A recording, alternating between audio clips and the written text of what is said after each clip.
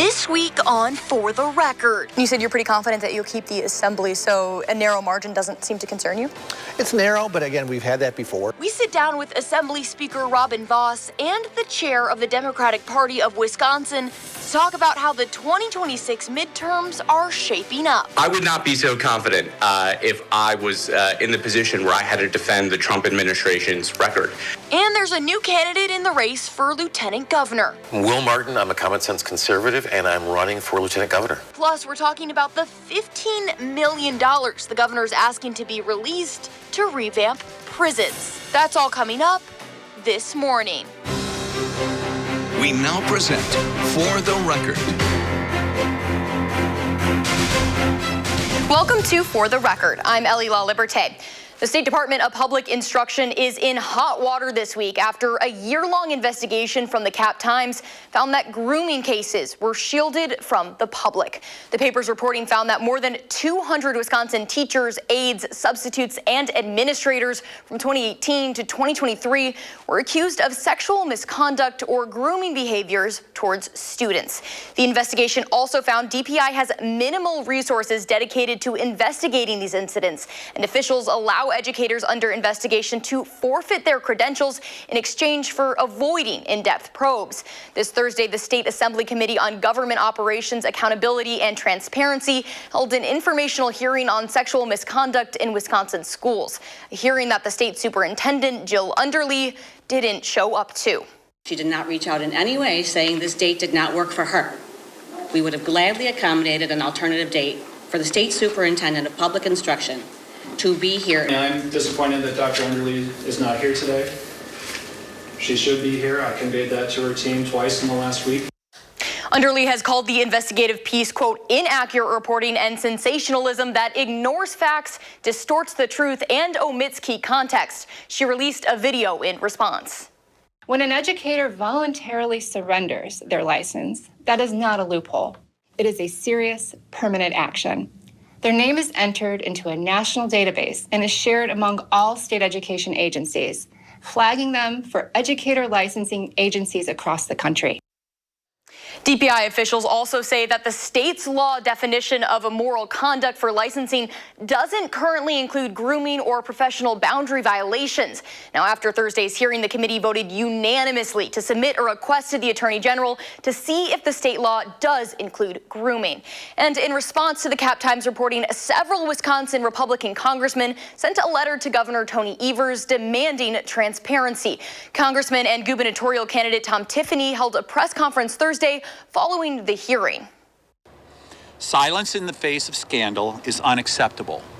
The reporting from Cap Times shows that DPI failed to properly track, investigate, or share information about sexual misconduct with the public, and teachers accused of misconduct were even allowed to hand in their licenses to avoid full investigation.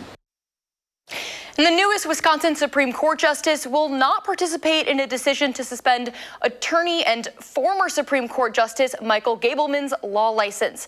Justice Susan Crawford recused herself from the proceedings that marked the final step to sanction Gableman.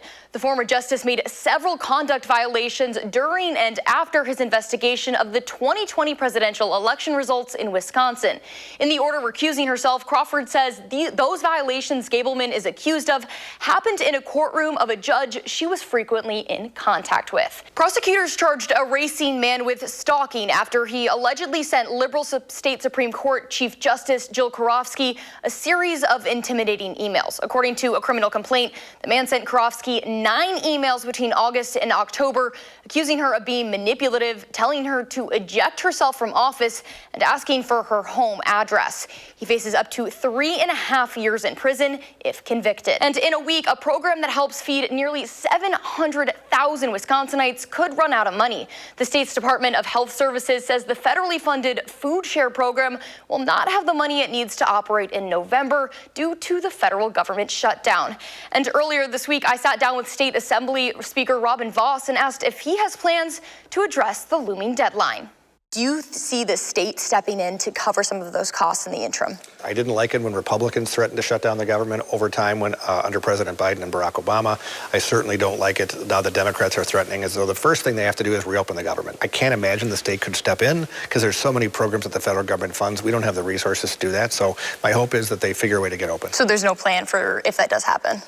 I think it's super unlikely. I mean, I can't say never because we have to talk to our caucus and see where everybody's at, but I think it's unlikely knowing the world that we are in and that chances are by the time that we're back, the shutdown will hopefully be over. And so I want to move now to the 2026 midterm elections because we've seen the Republican Party lose some big statewide races in the past couple of years, the governor's office as well as the state Supreme Court. How do you see this upcoming election playing out?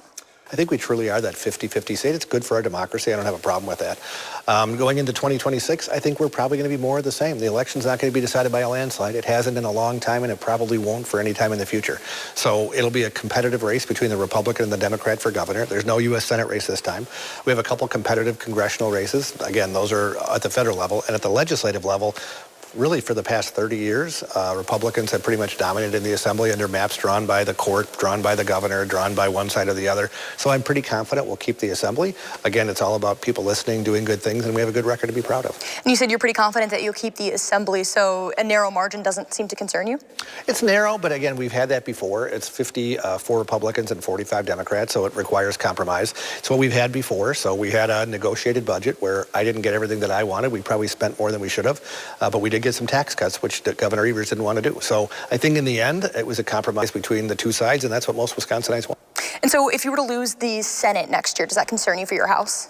Anything's possible. I think we have a good working relationship between the Assembly and the Senate to say we want to stand up for the half of Wisconsin that's a Republican. So hopefully people will look and say, let's keep balanced government or give Republicans a chance to turn things around from where they've been. And I want to get your take on some statewide races, too. What do you make of the Republican field so far for governor? I think we have great candidates, and that's what I've said. I think we have two people running, one with more local government experience, one with more state and federal experience, both good men. I have no concerns about either of them being the nominee, so we'll let them go through the primary process, talk to voters, see who they connect with.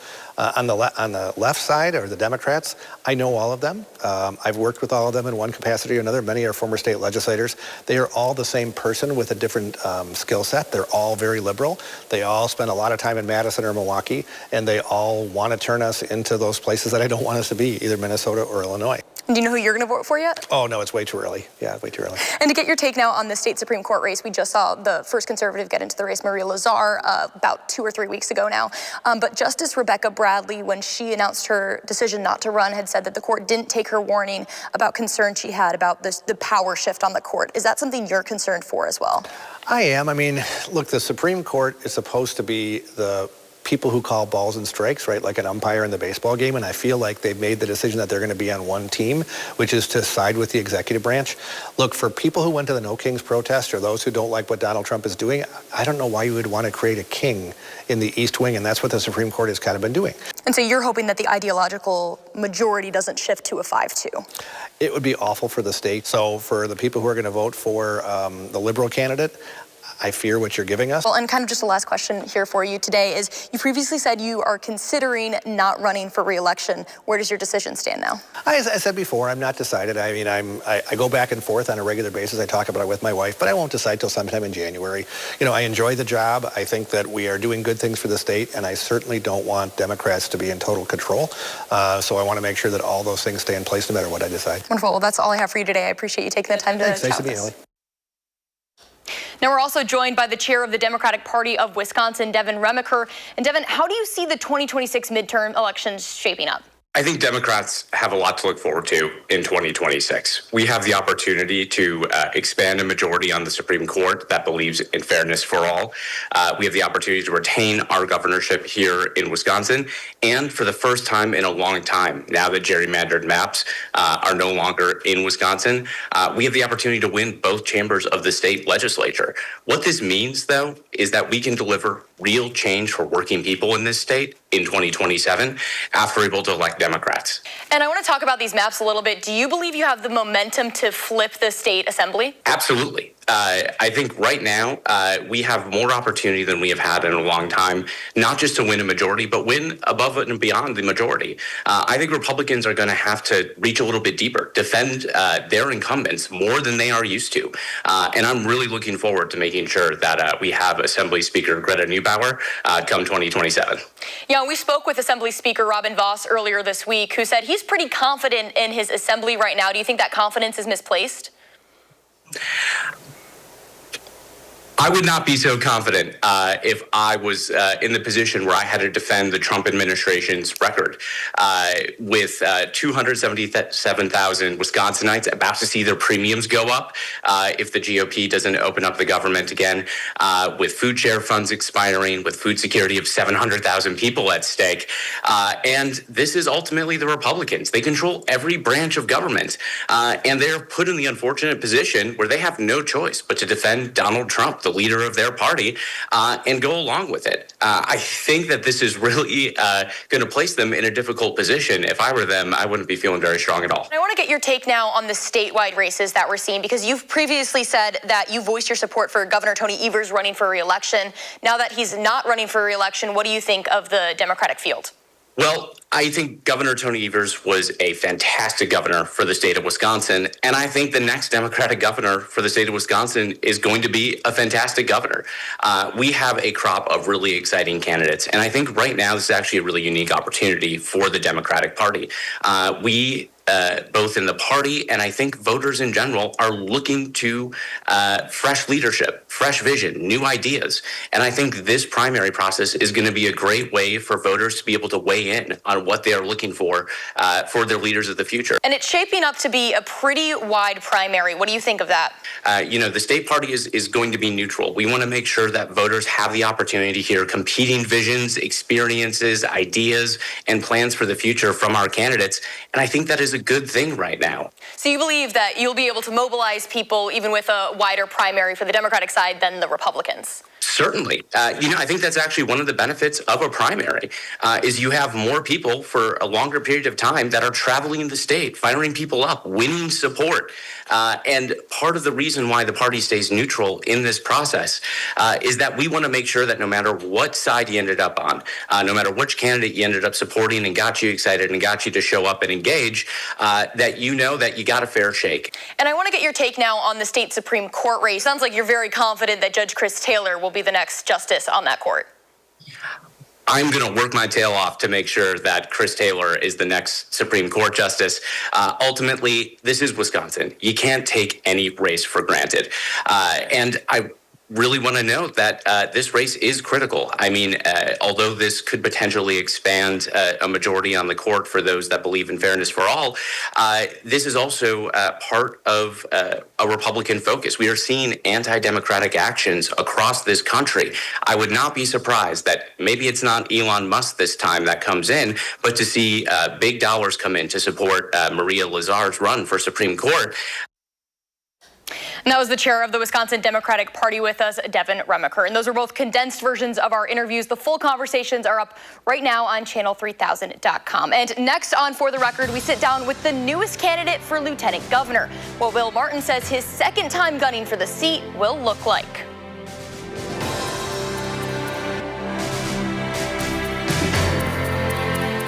Welcome back to For the Record. Attorney General Josh Kaul will have a familiar opponent in the race to keep his position as Wisconsin's top cop. Republican Fond du Lac District Attorney Eric Toney announced his candidacy for Wisconsin Attorney General. In 2022, Kaul beat Toney by 35,000 votes. The race was defined by sharp differences about abortion, crime, and election administration. This time around, Toney is positioning himself as tougher on crime than his opponent. As Attorney General, I will serve all of you. I will defend the law equally, no matter who holds power, and it's time to turn the page and elect an Attorney General that's going to put public safety over politics. So far, Kaul and Toney are the only two candidates in the race. If that remains the case, they'll go head-to-head on November's next ballot. And a not-so-new Republican hopping into the race for lieutenant governor. Small business owner Will Martin ran for the seat back in 2022, but this time around he says he's got a better shot. We had 9 people who were running then. This time around, what I've done differently is I have stuck with it. So for 3.5 years, 100,000 miles across the state in that time frame. So I just really never stopped. I continue to get out here and help the state party, the county parties, et cetera. So worked on the last 2 constitutional amendments to make sure that we protected voting rights here, ensured that voter ID was required to prove who's voting in our state. So I just continue to be active. That's the big difference now that I'm much better known. Martin also previously worked under former Republican governors Tommy Thompson and Scott Walker. He's now calling himself a, quote, common sense conservative. So you say common sense conservative. Mm-hmm. What does that mean to you? It means having pragmatic solutions. Right now, I think we get too trapped in ideology, and so I'm really focused on making sure state government actually works for the people. That's my focus. Now, on Martin's campaign website, he listed one of his priorities as, quote, to help the next governor shrink and streamline state government, cut its cost and regulatory burden. What does that look like to you? Yeah, well, look, we've got 5 agencies that do economic development in the state of Wisconsin. I don't think for a state of under 6 million people, we need 5 agencies to do that. So that's part of what it is. It's also looking at the fact that we've got 2.5 million square feet of office space at a very time when we actually have people working from home. So getting those buildings sold and back on the tax rolls, it's about making sure that we get a slimmer, more streamlined government that actually works for the people again.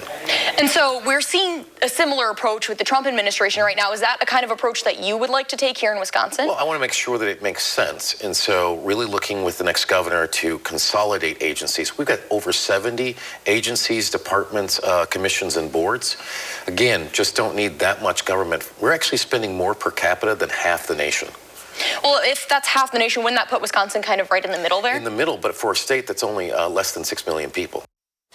Now, Martin also says he's concerned by rising housing costs. That's something that the city of Madison is all too familiar with, as we are in a housing crisis with one of the lowest vacancy rates in the country. How would you work with city governments like Madison to make housing more affordable for people? We've got to look at the zoning and make sure that we're actually incentivizing folks to build. But look, it's over, rents are up over 30% in Milwaukee and other metro areas. I live in Racine. There's very little inventory there as well. So for folks that are trying to start out their lives, we're not even talking about building a new home. A new house, a house, not just a new house, a house in Wisconsin is now $330,000 to $350,000 on average. Young people aren't going to be able to do that. Martin joins 2 other Republicans in the primary. On the other side of the aisle is Democratic Wisconsin Secretary of State Sarah Godlewski. And next on For the Record, we sit down with the Wisconsin Department of Correction Secretary to talk about plans to revamp the state prisons.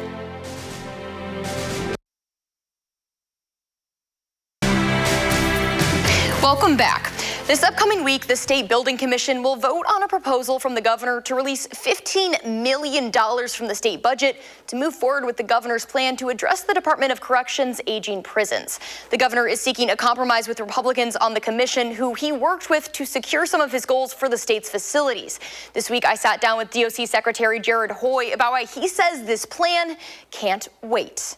We have two really facilities that were built in the 1800s. That's Green Bay and Waupun Correctional. And those facilities really are at a point where they could use either upgrading or to be decommissioned. And so one goal is to, again, modernize that correctional footprint and be able to make investments, smart investments in our prison system. Another goal of the plan is to sort of what we call right-size the population. And that is that right now we are over capacity in our prison system. We want to make sure we're supervising and treating people in custody at the right location that they need to be in. And so to be able to modernize those facilities, move people around, do some population or some policy reforms is part of that plan. So it sounds like you're saying this is just kind of the tip of the iceberg here for some of the other things that you guys are looking at. Yeah, absolutely. The reason why that $15 million is so important is the legislature in the last budget made that investment and said, we need to do some additional planning and design work around this entire comprehensive plan. And so take that $15 million, do some planning and design, and then come back to us with a more fully vetted plan. And we intend to do that as soon as we possibly can, because every day, every month that we delay that money being allocated is another delay in ultimately either closing Green Bay or getting these reforms in place. So. And let's say you do get these $15 million released. Can you give me an estimate of a timeline, what that would look like? We'd be looking at, in the next 6 to 9 months, up to a year, to be able to come back to the legislature, which is an aggressive timeline, but we think we can get it done because it's important. And like I said, every minute and day that we take longer just pushes this plan down the line. And the whole arc of the plan is through 2029, 2030. So we want to get moving on the front end as soon as we can. And the commission's looking at this request on the 28th. How likely do you think it'll be that this gets approved? Well, we've had some really earnest conversations in the last week with members of the legislature. We think we have pretty good agreement on the overall plan and the release of those funds. But it doesn't mean everything is all baked and done, right? This is going to call for ongoing collaboration and partnership with the legislature as we work to fine-tune those details. So I think as long as everybody involved has that spirit of partnership and collaboration, I think we'll be just fine, and we'll just keep moving forward as a state. Well, thank you so much for taking the time to come on the show. We appreciate it. Yeah, thanks for your time. That was DOC Secretary Jared Hoy with us earlier. For the record, we'll be back right after this. I like watching sports, and it's always a little more invigorating when you have some money on it. I'm pretty excited. That was UW-Madison student Neil Reed reacting to a bipartisan bill that would legalize online sports betting through Wisconsin's tribal casinos. The bill would use a hub-and-spoke model, with casinos acting as the hub for online services. The legislation wouldn't open up the online marketplace completely, though. You still wouldn't be able to access platforms like DraftKings and FanDuel. But if passed, the bill would bring Wisconsin in line with most states by providing at least some kind of online option. As of right now, the bill just finished circulating for co-sponsorship. And that does it for us this week. And a reminder, you can watch full episodes of the show as well as expanded interviews on our website, channel3000.com. Have a great rest of your weekend. For the record, I'm Ellie La Liberté. This has been For the Record.